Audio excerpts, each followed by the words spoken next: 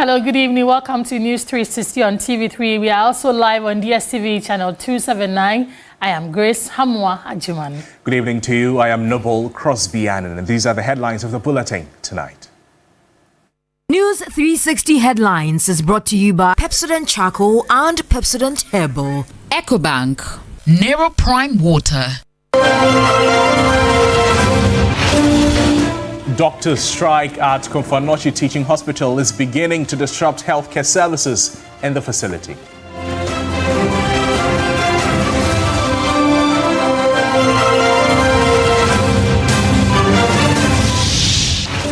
Also tonight, second batch of Ghanaian evacuees from South Africa is expected to arrive at 9 p.m. due to unexplained delays.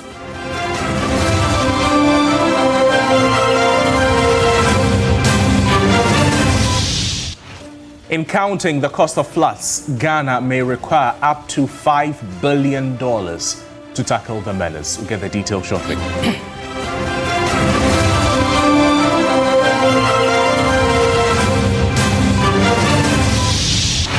On the international front tonight, U.S. and Iran exchange strikes in Gulf.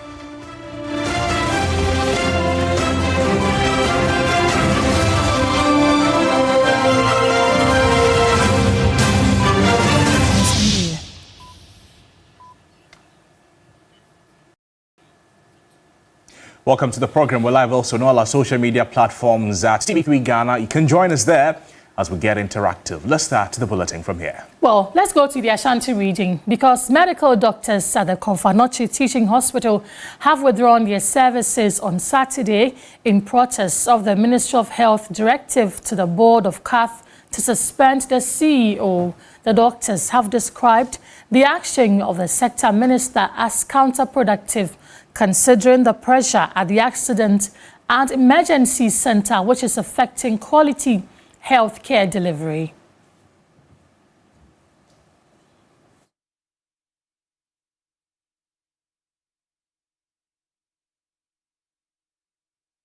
Let's go to Kumasi and speak with William Evans Inkum, who has been following this development. Evans, thank you for your time again. You have been monitoring the situation at the hospital. Has the medical doctors carried out their earlier threats? Well, Grace, it is in full swing, and I can tell you that, yes, indeed, they have carried out. Now, I have been monitoring developments in the Accident and Emergency Center, which has been the focus or the epicenter as far as this whole Buhaha is concerned. And I can tell you that at the triage unit, which has, of course, it is the first port of call for any emergency case, that is where patients are actually assessed. And then after assessment, then they decide which of the wards that particular patient should be, whether the patient should be at the orange, the yellow, or the red ward, which of course receive the most critical cases. I monitored activities in these areas, and I can tell you that it was more or less like an inactive place. I mean, the triage unit is one particular area which has a lot of traffic, but I mean, today it was very, very inactive. And one doctor told me that, yes, they are indeed not taking any, new cases as far as this particular, industrial action is concerned. But then inpatient cases, they are still taking care of those. Still at the wards. I'm talking about whether the red, the green, the red, the yellow, or the orange wards. Those cases they are taking care of. And I also saw one particular an emergency case which was brought in by two police officers. My understanding was that they were involved in an accident at a Joso. That particular case was taken care of. Let me put it this way: they were received because they were considered to be critical emergency case. So those cases are being taken care of. But for other cases that are emergency but are not too critical, those cases are not being attended to as far as the Accident and Emergency Center of the Komfanochi Teaching Hospital is concerned. Grace. And Evans, when we spoke earlier today, you mentioned that KATH does not serve only the Ashanti region, but 9 other regions, making it 10. For those patients who are coming from the other regions, how are they receiving this?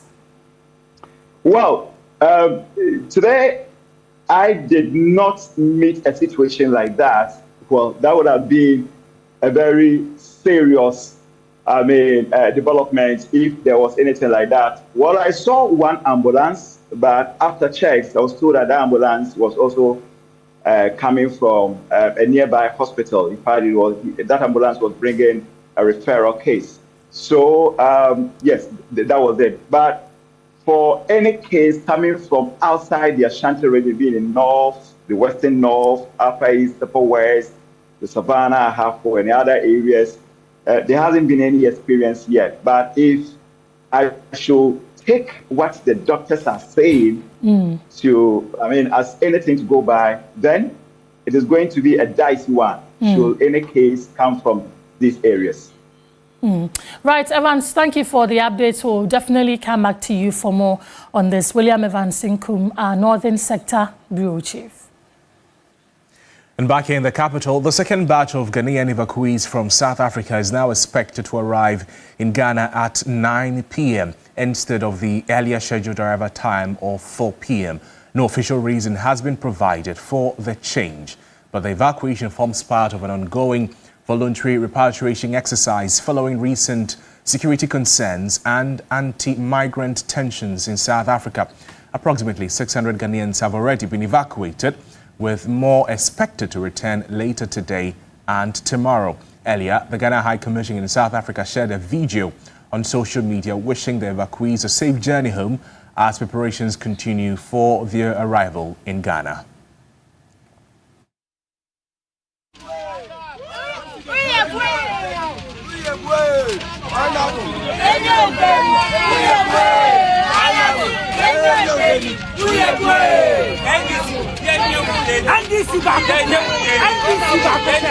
Mahama Fomo, Mahama Fomo, Mahama Fomo, Mahama Fomo.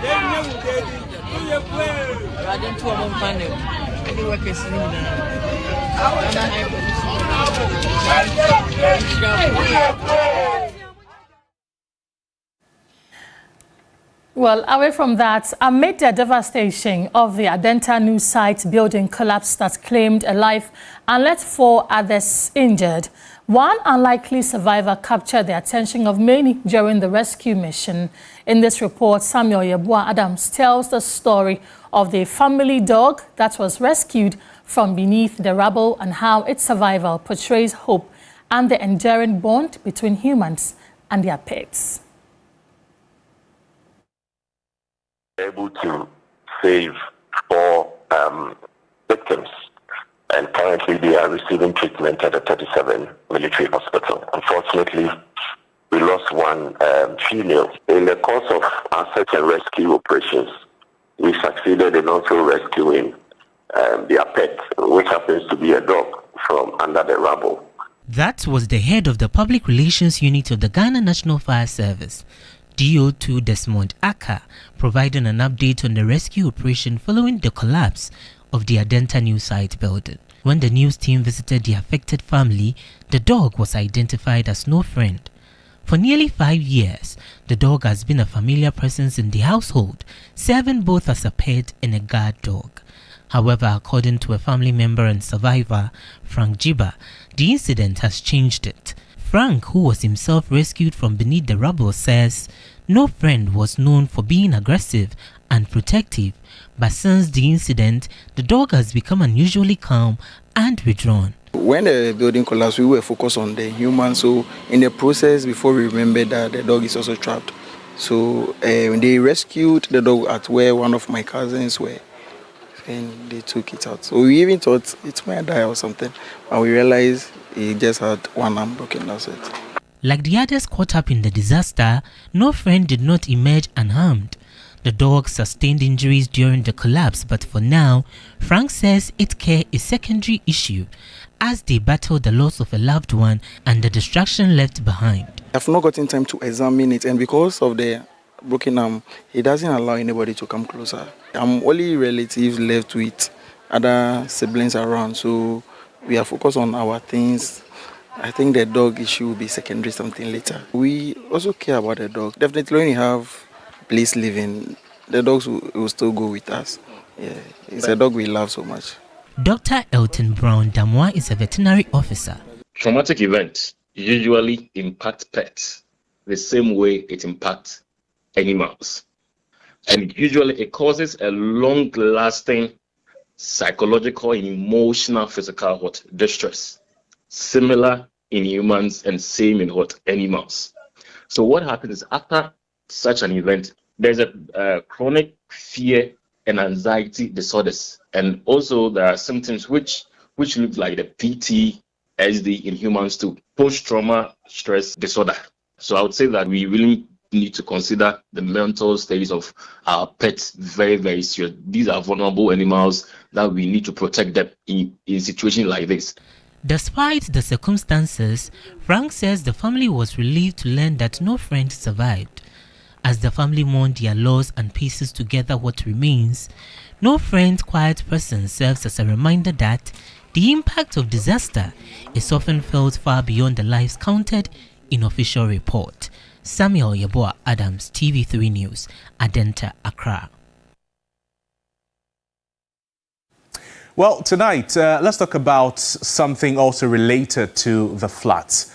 Now, Accra floods almost every year, and every time it happens, we hear the same questions. Why did this happen again? And have we not spent money on this? So why are some places, why are they flooding over and over again? That is the conversation that we want to have this evening. Accra's flood problem is not hidden. It's been forecasted, it's been studied, it has been funded. But some way, somehow, the capital keeps flooding. Now, this slide is saying something very simple, that the risk has already been studied, measured, and then mapped.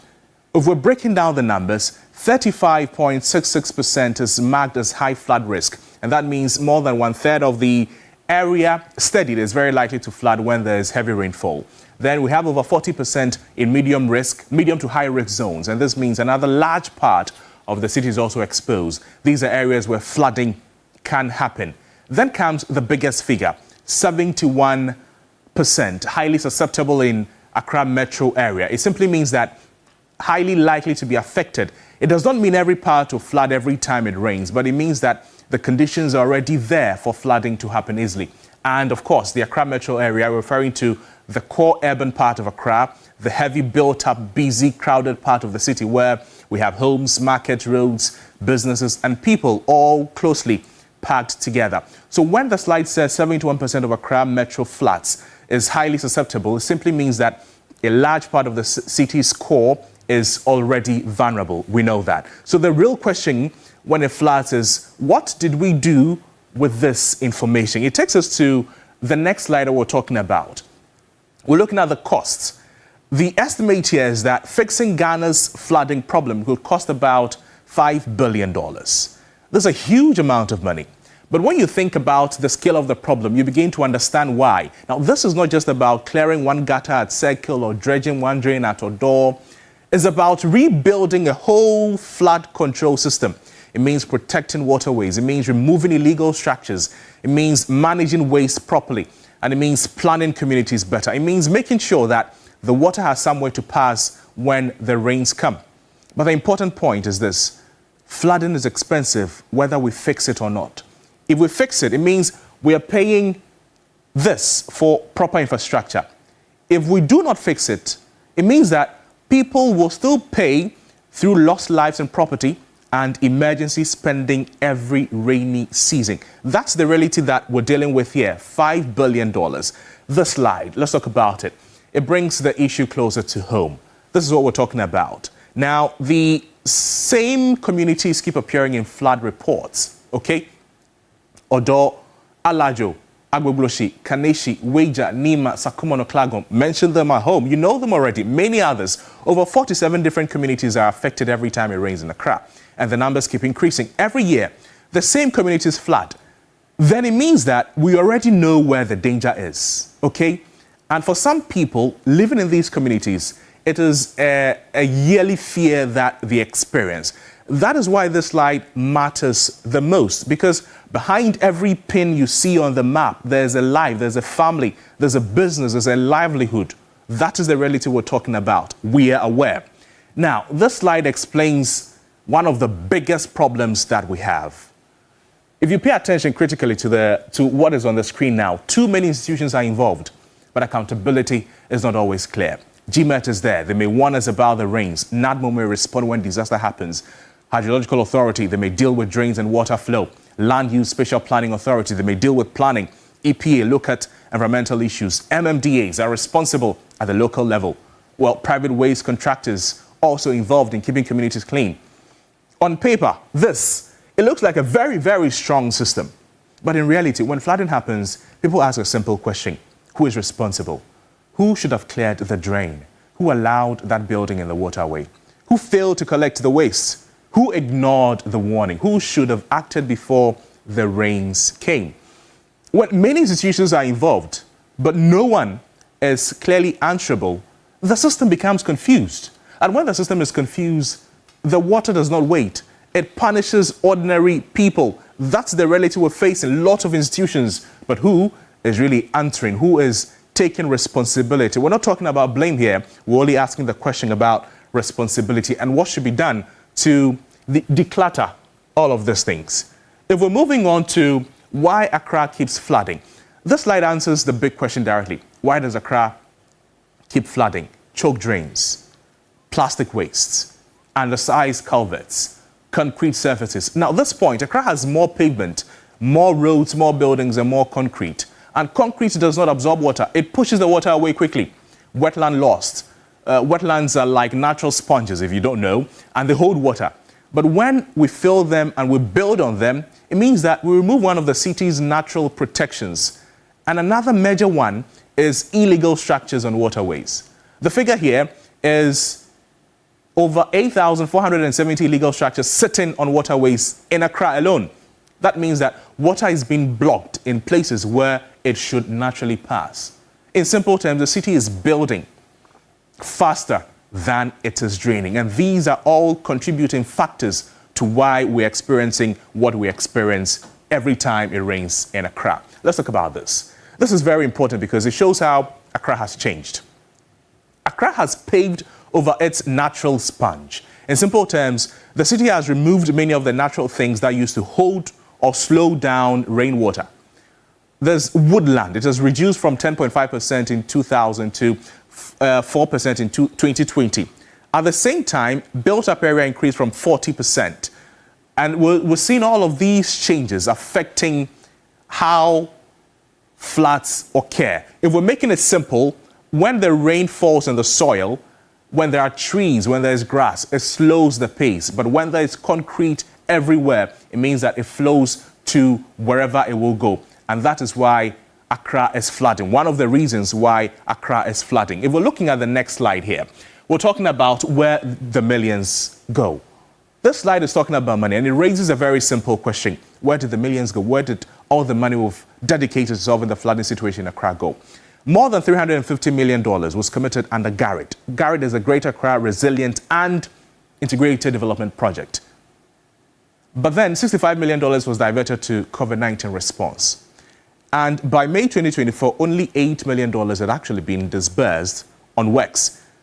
Because when people hear about monies being spent, when people hear about the effort we're making to solve the flooding problem in Accra, then they begin to inquire and ask what is happening. They want to understand why we're not seeing the impact here.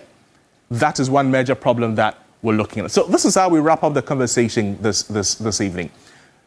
Accra's flooding problem, it has been forecasted. We know it. It has been funded. Money has been made available to at least do something about it. However, it is still happening. Does it mean that we just do not care, or we're not doing what we're supposed to do, or the monies made available are simply not enough? Well, the choice is yours. We're still staying on some flood-related matters, and Grace has another story for us. Right, Crosby, staying on that, the director of the Inspectorate Units at the National Disaster Management Organization, NADMO, Richard Amu-Yati, says the agency has not received any distress calls despite this morning's heavy downpour in parts of the capital. He has reaffirmed NADMO's commitment to working closely with the Ghana Meteorological Agency, GMET, to better anticipate and respond to flooding incidents while ensuring the safety of affected residents. He made these remarks on the key point. It is not as high as it was on the 3rd of June. Okay. And then as we speak now, we have not received any distress calls. Our EOCs are all alert. No distress calls have come in. Our operation men are also on the field so that they'll be closer to any distress call that may come in. With the communication and your collaboration with the Ghana Meteorological Agency, is this the kind and the pattern of rainfall we're going to be experiencing from throughout the month of June into July, the main rainy season? What we experienced on the 3rd of June? Yeah, the outlook as given to NADMO at the beginning of the year indicated that around this time we'll be experiencing a lot of rainfall. Yeah. I see. So we should be expecting more. We should be expecting. The only thing is that, like we all say, climate change has changed the patterns. So when you expect rains, you don't get it. When you don't expect it, yeah. But then, like I said, we're always ready. And then consistently, morning, evening, we are alerted on the weather situation. And then intermittently, if any issue comes up, we're also alerted. So we are working very closely with the Ghana Meteorological Agency. I see. But if what we experienced on 3rd of June, those 2 instances of rainfall, so there was one earlier in the evening, around 5 p.m., 5 to about 7, then from 9 p.m. to about 1 to 2 a.m. thereabout. If that's what we should be expecting throughout the month, yeah, then that's serious. That's going to be... The figures we received from the Ghana Meteorological Agency, I think it was around 54, 58 millimeters as received from sources in the Ghana Meteorological Agency. Sometimes, because it rained continuously for 2-3 days, that is why we experienced the flash floods that we did. Because by the 3rd day of rainfall, the grounds were already saturated and it makes infiltration extremely low. And then with the kind of intensity it was pouring, the flash floods were expected. But like few hours after the rains, the levels receded and the streets and everything, what was left with was cleaning the debris and all that. So yes, we are working closely with the Ghana Meteorological Agency and we take their warnings seriously and we move. Now, away from that, Ghana is ramping up border surveillance over fears of a deadly new strain of Ebola. And Member of Parliament for Esikado Ketan and Deputy Health Minister Dr. Grace Ayensu-Dakwa, they were at Elubo on Saturday to assess the port's readiness should the virus cross into the country. Meanwhile, the Municipal Health Director of the area, who assures their preparedness, says that their only concern is the unapproved routes. Dr. Grace Ayensu's visit to the Lubo border, Ghana's second largest business border after Aplao, comes amid growing concern over the EBV strain of Ebola, a version with no known treatment or vaccine and symptoms different from previous outbreaks. The Lubo border town is in the Domoro municipality of the Western region. Though Municipal Health Director Gabriel Nyinire assures of his team's readiness for any such emergency, he had concerns about the unapproved routes. You can see we have ongoing public sensitization. We have posters displayed around. We have hand washing facilities. We have sanitizers advantage point for travelers to sanitize their hands or wash their hands. Any bus that arrive or any traveler that comes around, we inspect the conveyance, as in if it's a bus. Our officers get on the bus and inspect for any sick traveler. They also check for any nuisance in the bus. And after that, they ask travelers to come down one after the other, and they are screened using the thermometer gun to check for temperature above normal limit. So I would say that we are prepared. Our only concern is the unapproved routes that people use. But if a suspected case of Ebola will come through this border, I can assure you that we will definitely pick up that suspected case. Before inspecting the facility, Dr. Ayensu met with a full border security team made up of customs, immigration, port health, NACOP, national security, police, fire service, BNI, and the Small Arms Commission. She was then taken through the process of entry at the border. She also announced the establishment of a health kiosk at the border. So today we came to Elibo precisely to assess the preparedness of this particular border, because Elibo is the second largest border in the country. So what did we find today? We were very impressed. In fact, what we found that they are very prepared. Those who are coming in and those who are leaving, all the systems are in place. We have even seen some public education flyers that they have posted around the border. So far, the message we're getting is very encouraging. They are prepared. Of course, there are a little bit of gaps in the system, they mentioned that they needed some PPEs and also that the lab needs to be more functional.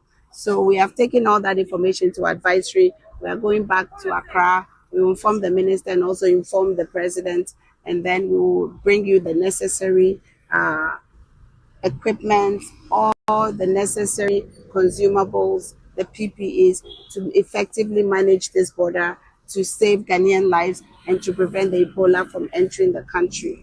With no treatment and no vaccine for this new strain of Ebola, health officials are saying Ghana's surest bet is vigilance. And for those who will be entering Ghana through the western region, the vigilance starts right here. Erama Smith, TV3 News, Elubo.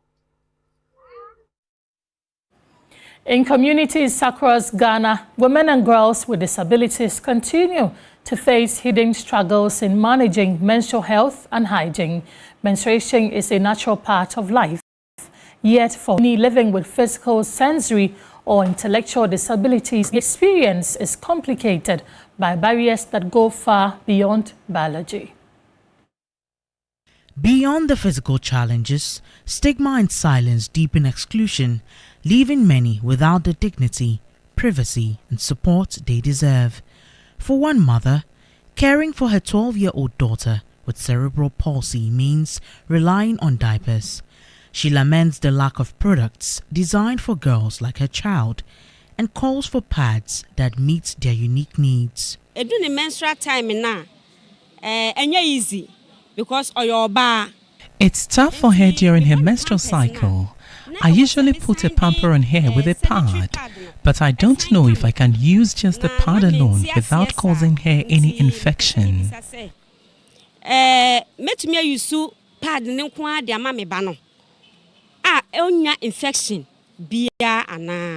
16-year-old Form 1 student Chantel Adongo says stigma around menstruation still persists in schools, making young girls feel isolated. The day that she started feeling pains. Those days, she wasn't having pad, so they taught her how to use cloth.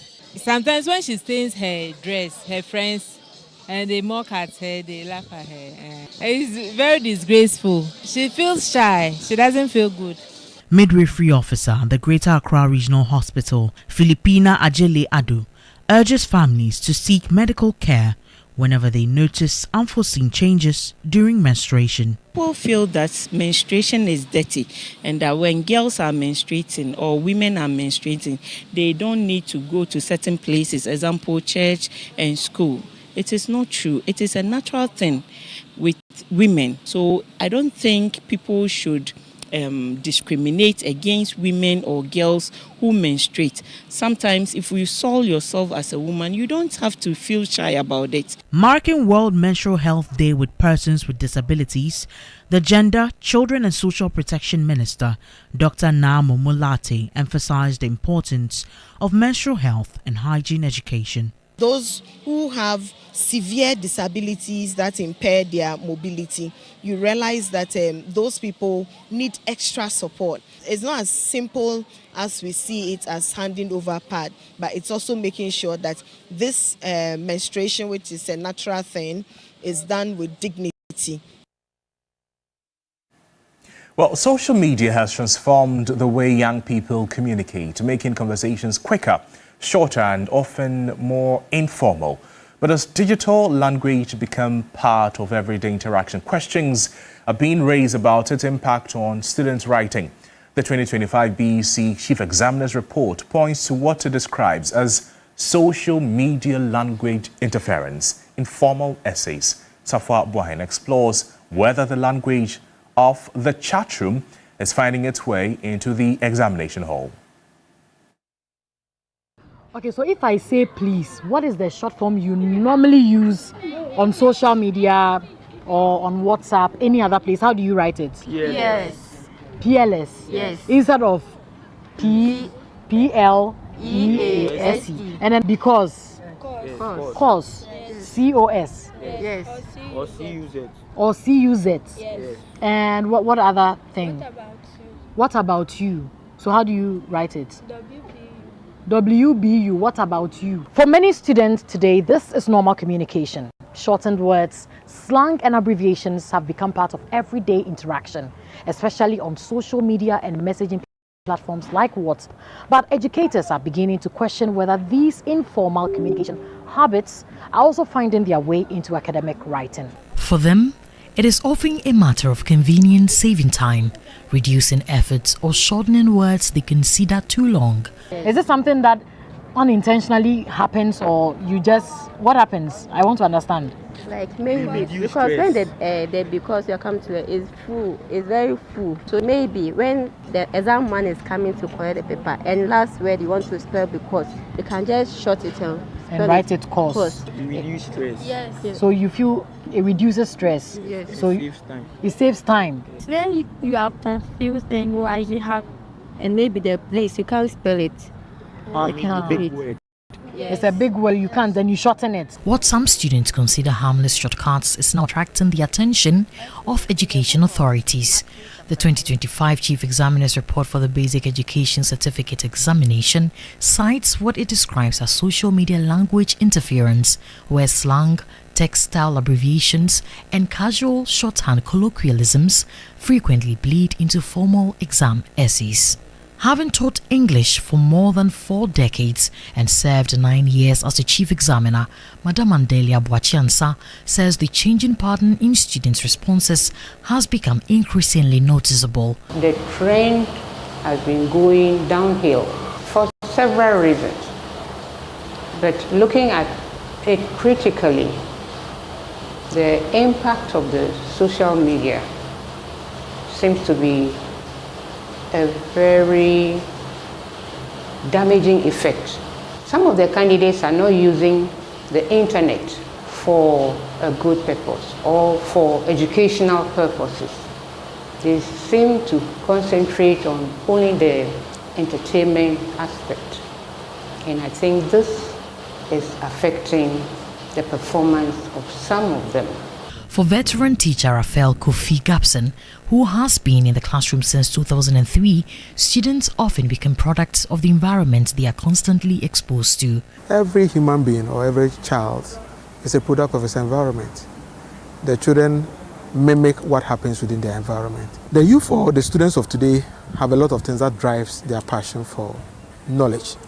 And sometimes if we don't monitor it and we don't control it, the sudden craze for technological advancement that has given access to all kinds of technical tools like mobile phones. They use it to do chats, they use it to do TikTok.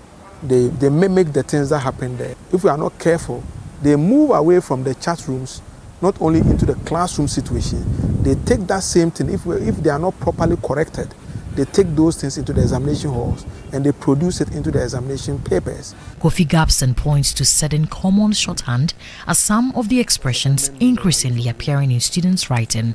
Speaking to a social media expert off camera, she admitted shorthand communication is not unusual. The culture of digital platforms encourages speed, convenience, and brevity.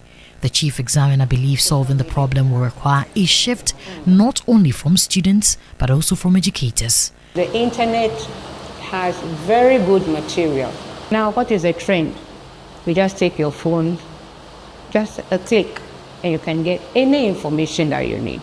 I will advise that the teachers themselves should be conversant with some of the sites that can help the learners to update their grammar, spelling, essay writing, whatever they need to do, so that they can make good use of the net. Then they should assign them tasks, refer them to these sites, let them use the site so that they become conversant with them.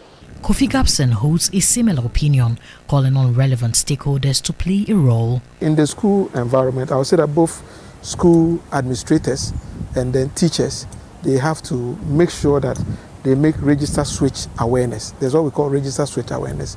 The children are learning something that they are not actually being taught traditionally within the school space. So when we see that we give them exercise, we give them homeworks, and they begin to use shorthand to write the things that formal systems don't accept, it is our duty to bridge that gap. They will know how to do it and do it better. In the home too, there should be that policy, that conscious policy. We are authorities as parents. So we should have that conscious policy of driving that corrective measure by making sure that it's part of a home policy of parents as authorities in the home dialogue. Even when we are chatting them, we don't use shorthand. We write it fully for them. As digital communication continues to shape how young people interact, educators say the challenge now is ensuring students do not lose the fundamentals of formal writing along the way. Safa Wine, TV3 News, Accra. This is News 360. We have more stories for you after this break. Don't go away.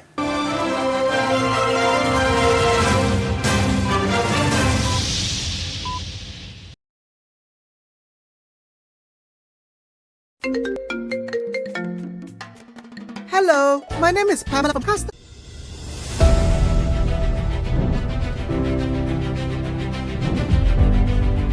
In a world full of noise,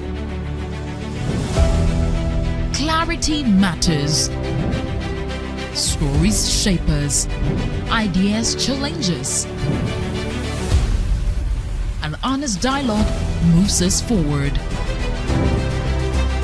This is a space for depth, where voices are heard and perspectives matter. Conversations with Dr. Abnanya Kwasmeni, coming soon on TV3. TV3, first in news.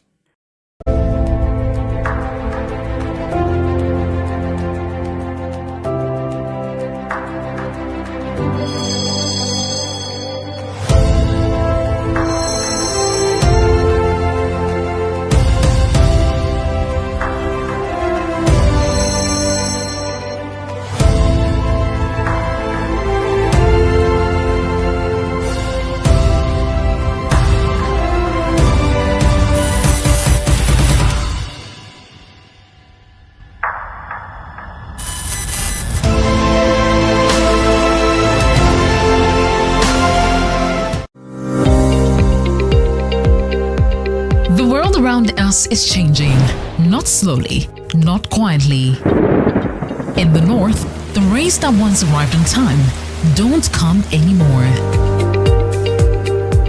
In the middle belt, rivers and forests disappearing overnight. Along the coast, the sea is swallowing land that families have called home for generations. Rising temperatures, failed harvests, homes lost to tides. This is not a warning about tomorrow. This is world right now.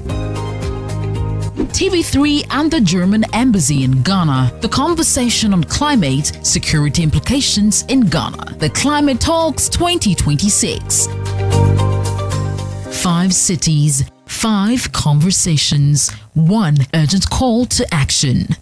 Tamale, Bolgatanga, Kumasi, Keta, Accra. Starting this June 2026. The climate talks are coming, and this time, the people most affected by Ghana's climate security crisis will be at the center of it all. Because the time for Ghana to act is now.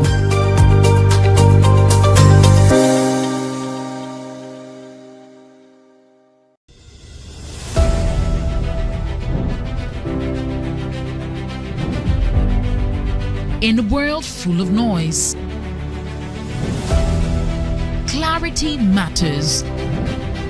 Stories shape us. Ideas challenge us. An honest dialogue moves us forward. This is a space for depth, where voices are heard and perspectives matter. Conversations with Dr. Abinanya Kwasumeni, coming soon on TV4. TV3, first in news.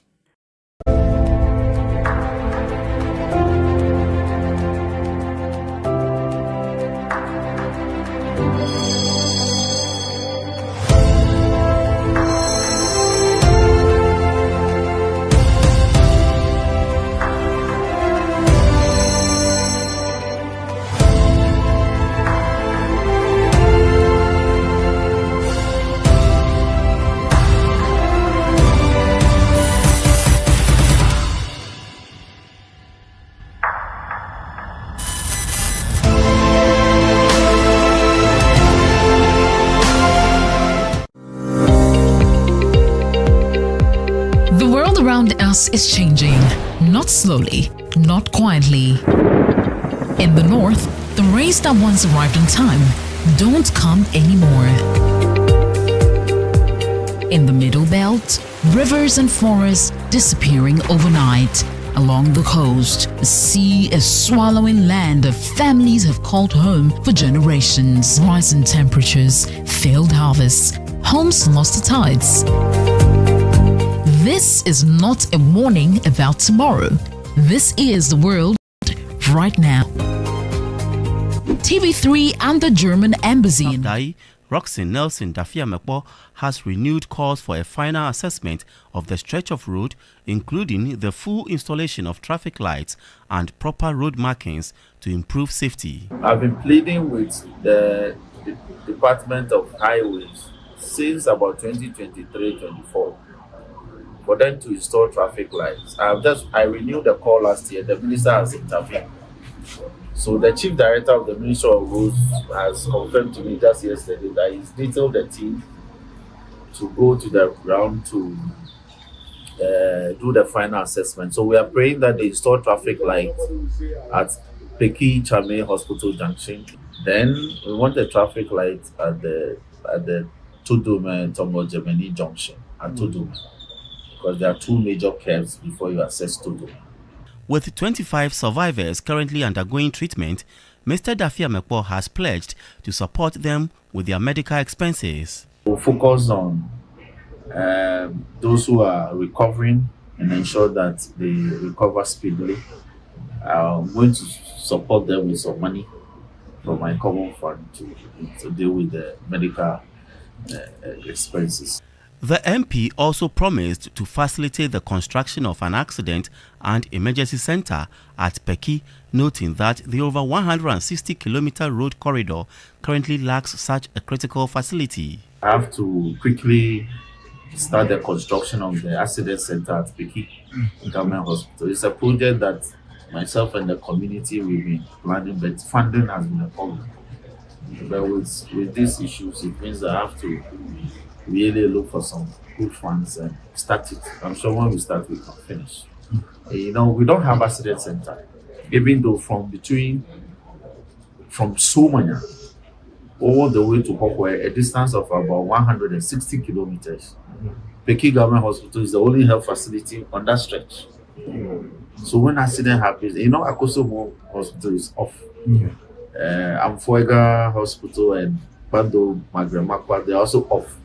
But when you take that stretch from Hokwe straight all the way to Somanya, as the crew flies that direct stretch, Peki Government Hospital is the only medical center on that stretch. He further urged motorists who ply the route to reduce their speed and strictly adhere to road signs and traffic regulations to help prevent future tragedies.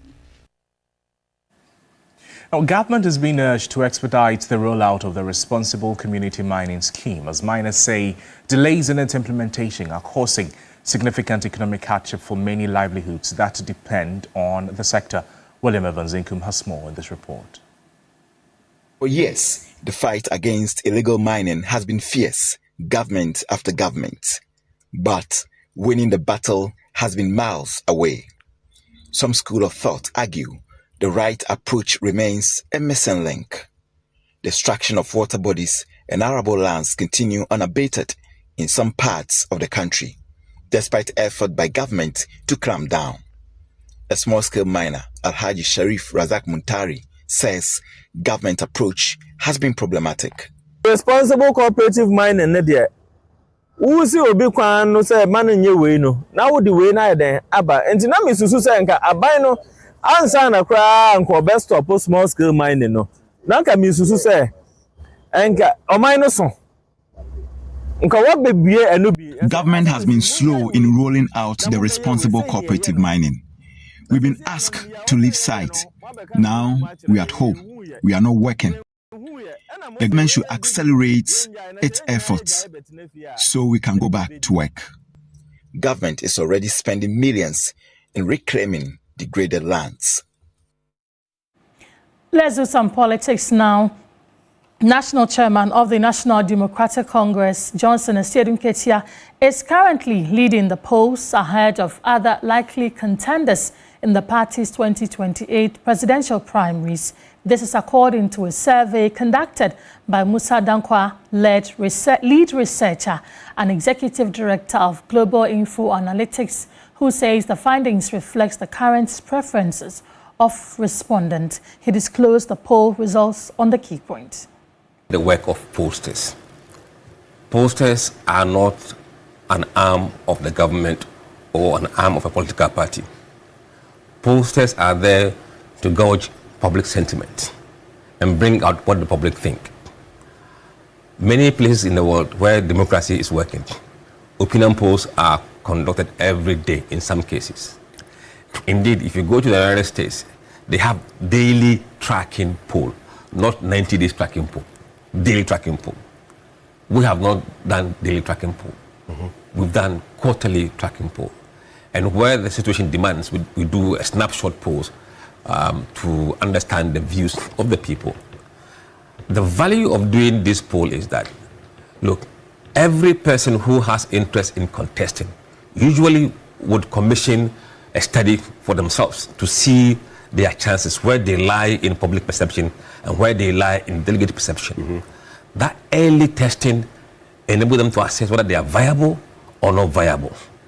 If they are viable, then they will be making extra steps, putting extra measures in place to make sure that they manifest what they want to do.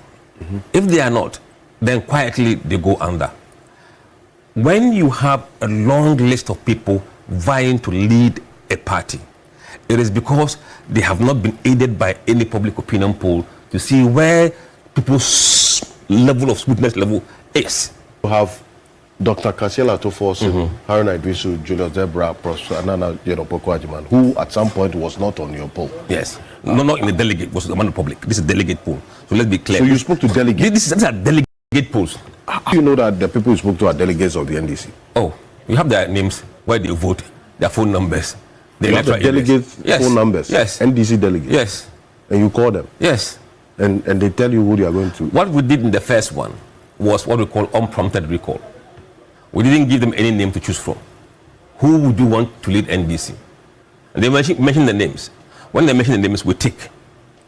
Unprompted. Nobody was giving any name. Delegates of yes. phone numbers? Yes. Where did you get it from? Oh. Let's now do some sports now.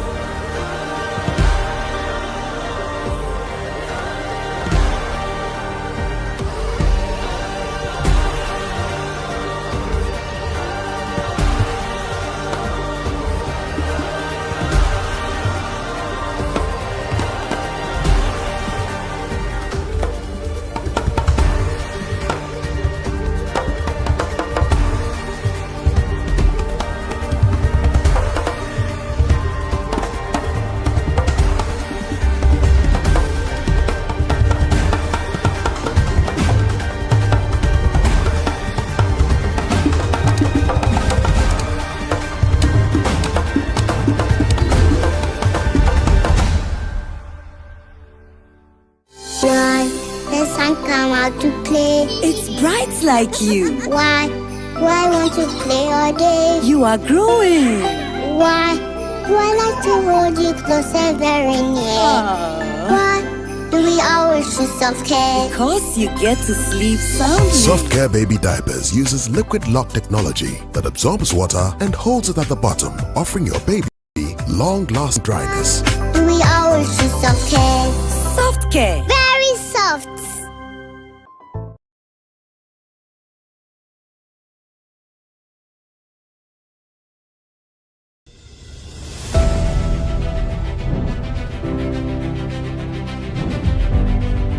In a world full of noise, clarity matters. Stories shape us, ideas challenge us. An honest dialogue moves us forward. This is a space for depth, where voices are heard and perspectives matter. Conversations with Dr. Abnanya Kwasmeni, coming soon on TV3. TV3, first in news.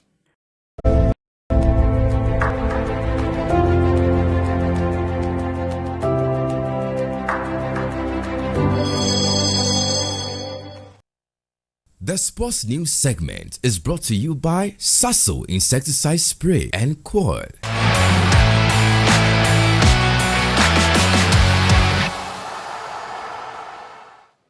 It's time for sports here on News 360. I am Aniela Alote. We begin with the Black Stars. Earlier this morning on Warm-Up Plus, goalkeeper Paul Riverson opened up on his relationship with his teammates. Riverson, who was left out of Ghana's final World Cup squad, was with his team in Wales for Ghana's pre-World Cup friendly. Yeah, I couldn't wait to see anyone because I was really excited. I wanted to see anyone to greet them, have a chat with them. But the one I talked the most with, it was Fatau. Okay. He took me in because he know an agent of mine, so that was the link we got. And for the players, apart from Fatau Dauda, any of the players you formed a very good bond with? Caleb, the one who scored the goal. Yeah. And, if you formed a good bond with Caleb, it means you formed a bond with Christopher Bonsuba, because those two are as always... well. Yeah, as well. Those two are always together, so yeah. Both of them, and Prince as well. So most of the young guys I bond good with. Would you have wished they added you to the World Cup squad? Yeah, of course. But now it's not the time, I think. I'm still very young, so we'll see in about 4 years. Paul Riverson there on his teammates. Staying on pre-World Cup friendlies, Belgium completed their warm-up schedule with a comfortable 5-0 victory over fellow tournament participants Tunisia in Brussels. This extends the Red Devils' impressive unbeaten run to 13 matches. And inside the opening half an hour, support from Tielemans, who'd made that run and now has it at feet. Henry Tielemans, good cross, excellent header from De Clara. And that is 2-0. Stage in the game when they were looking much more of a threat in attack. They've had to sacrifice that to a certain extent under pressure at the moment. De Bruyne, brilliant! Picks his spot. Here's Fernandez Pardo, another of the newcomers, in towards Lukaku, and they'll scramble it in through Luca Becchio. But Arkin in all sorts of space. Lukaku wanted it. Van Arkin's intention was to find him. Instead, it's in to the bottom corner. Brilliantly taken by Nicola Raska. And for us very quickly. Heading over now to the French Open Women's Final. Teenage sensation Mira Andreeva captured her first Grand Slam title with a commanding victory over Poland's Maja Havlinska. The 19-year-old Russian overcame an early challenge before taking control of the match with a powerful baseline and remarkable composure. For Havlinska, the defeat ends a fairy tale run. Andreeva's triumph makes her the youngest French Open women's champion since 1992 and signals the arrival of a new force in women's tennis.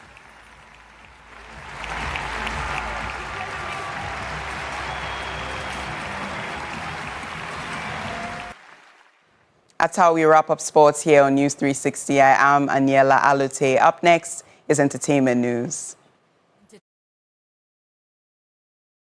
GTP, Lifestyled. And Napa Foods, Heaven Black Insecticide Spray and Coil. Powered by 3 Entertainment. In showbiz tonight to bring you some interesting entertainment tidbits around the world. The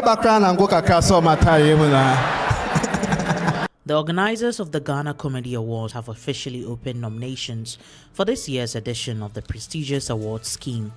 The awards, which celebrate outstanding achievements in Ghana's comedy industry, are inviting comedians, creative talents, industry stakeholders, and comedy enthusiasts to nominate individuals and personalities who have made remarkable contributions to the growth of comedy in the country. According to the organizers, this year's edition will feature improved and exciting award categories aimed at recognizing excellence, creativity, and impact within the industry. Veteran American actor James Handy, known for his roles in Jumanji and Top Gun Maverick, has died after being stabbed at his home in Tarzana, Los Angeles. Police said the 81-year-old was found with multiple stab wounds on Wednesday. Authorities have arrested 44-year-old Michael Gledhill, the son of Handy's girlfriend, on suspicion of murder. According to the Los Angeles Police Department, Gledhill allegedly admitted to the killing when officers arrived at the scene. He has been charged with 1 count of murder and is being held on a $2 million bail. Handy enjoyed a career spanning more than 6 decades, appearing in numerous films and television series including Law & Order, NCIS, The X-Files, and Top Gun Maverick.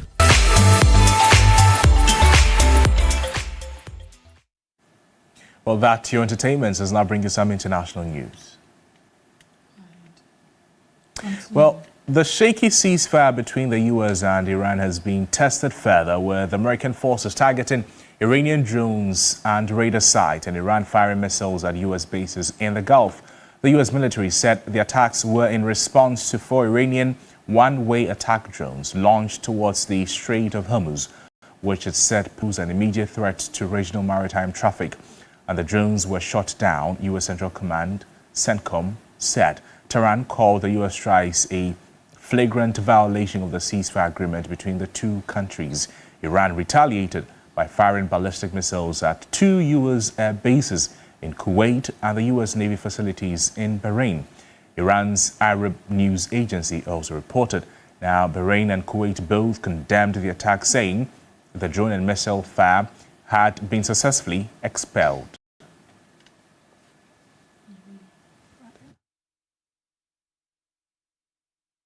That's it by way of News 360, which came to you live from our studios here at Adesa Kanda, Accra. I am Grace Hamuajuman.